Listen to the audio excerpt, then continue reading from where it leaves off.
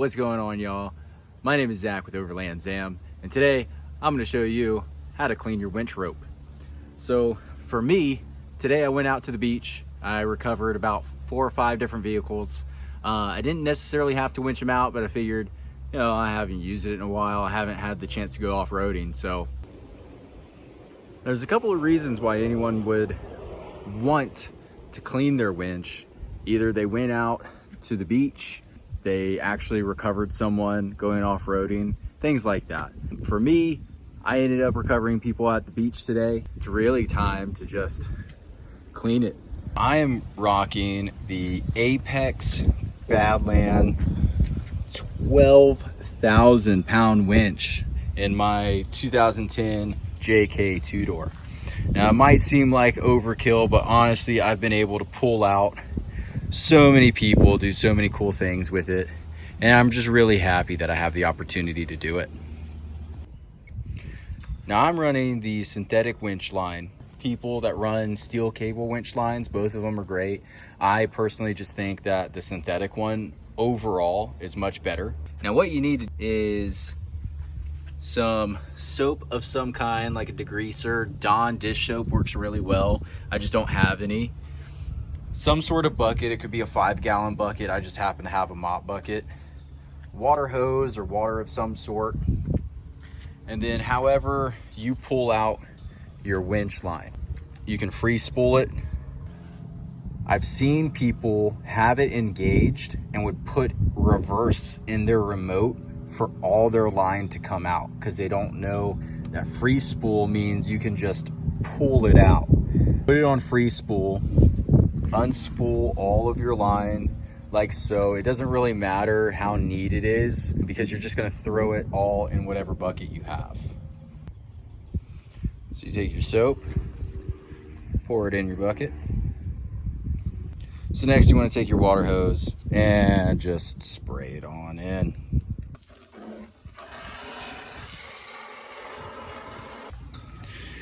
And just like that, boom, we have it filled up. The next thing that you're going to want to do is take all of your winch line, doesn't matter how you start it, what you do, and you want to just throw it in. I forgot to add a side note.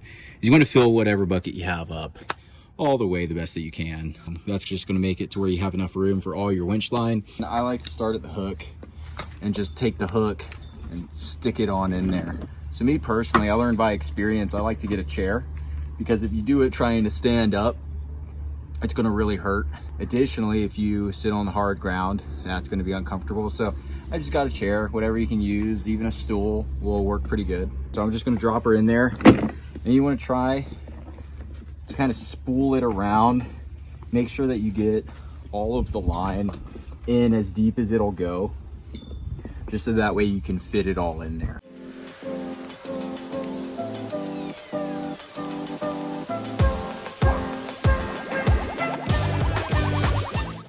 So that's pretty much the most part, all of it. You can let it soak.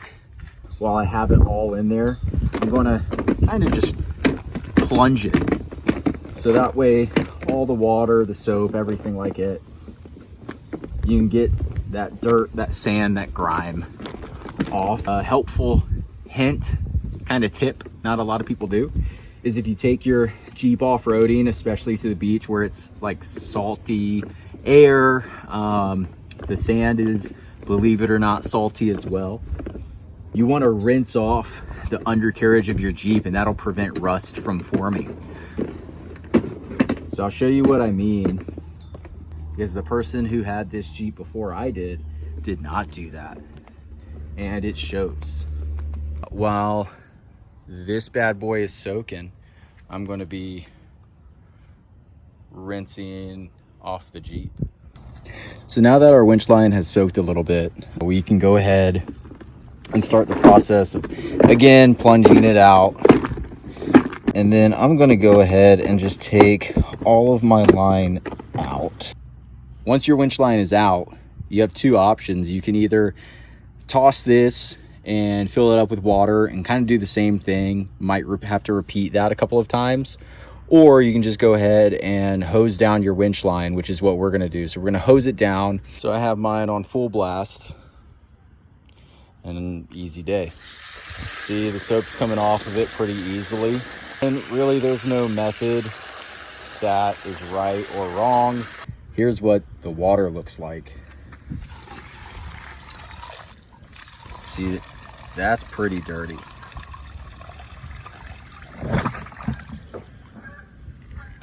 Yeah, all that crud.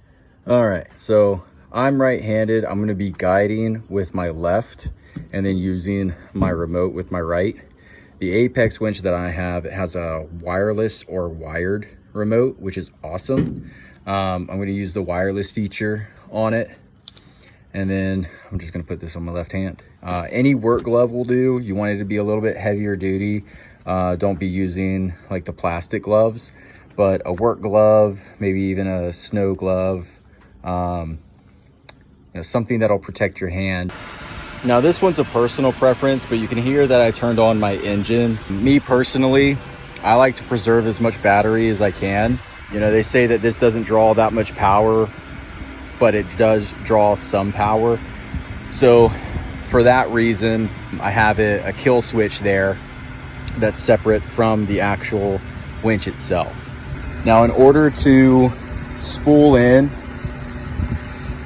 you want to take your remote, whether you have a wireless connection or not. For me, I have to lift up this thing here. It's a little cap, try to waterproof it. And there's an on switch. And you'll take it out of free spool and put it into engaged. So that's what we'll do here. So when completely spooled, my winch is over here toward the passenger side. So what I'm gonna do is take my remote and I'm gonna grab firmly. And again, I like to sit down, work smarter, not harder. And you're just going to guide the rope from one side to the other. And then once when it hits the other side, the opposite, then you're going to go ahead and bring it back. Again, keeping pretty good tension on your rope. And you'll be able to see it better with the video.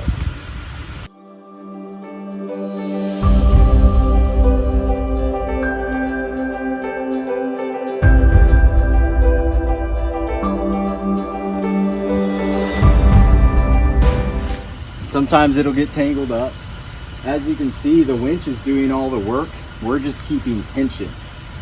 My line got tangled up because I kind of just threw it out.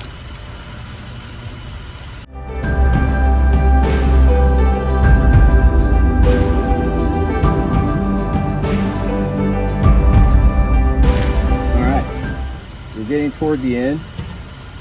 I'm just gonna let it do its thing. I do want, this is protected sheath. I like to have that toward the end of my rope, but not all the way. So that's what I'm gonna plan for the winch to go into. You wanna leave just enough where if you do have a toe point, you can hook your hook in there. Some of them are fancy and has a magnetic piece that you can put your hook on here. Some people just like doing that. Me personally, I like putting it here. I think it looks cooler, but that's really my rhyme and reason for it. And then I have just a little bit of line that I'm gonna slowly winch in. That way I'm not doing any damage. I'm not putting too much strain on the winch itself. And I'm not putting any strain on the toe hook or the toe point. And so that's pretty tight to me. I like a little bit of wiggle room. So I'm just gonna put it in free spool where you lift this up, put it over, boom. There you have it. So now our line looks pretty good. Doesn't need to be perfect, but that is sure close to it. We have our tow hook easily accessible, looking nice and neat. And just for the cool factor, your winch line is nice and clean, so that way you get the most bang for your buck, longevity. I like to take care of my things, lasts a longer time doing that way. And because I actually use my stuff I want it to work every time I need it. Thank you for watching. Like and subscribe if you want more content.